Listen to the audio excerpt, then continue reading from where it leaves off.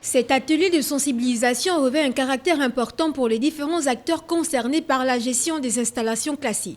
Une installation classée concerne toute exploitation industrielle ou agricole susceptible de créer des risques ou de provoquer des pollutions et nuisances pour la sécurité et la santé des riverains. D'où l'enjeu de cette rencontre. L'objectif, c'est de catégoriser au Gabon toutes les entreprises, toutes les activités industrielles en fonction de leur dangerosité. D'une entreprise à une autre, on n'a pas les mêmes dangers sur la population et sur les écosystèmes. Donc l'objectif, c'est de déterminer quelles sont les industries les plus dangereuses.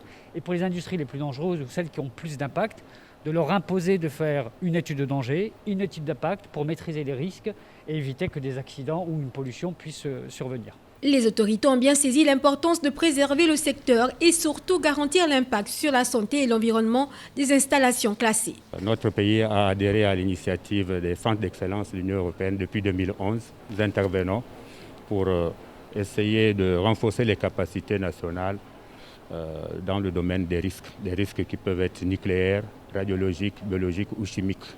L'obligation de remise en état un site en fin d'exploitation traduit concrètement l'exigence de restauration poursuivie par les Nations Unies à travers le choix de cette thématique.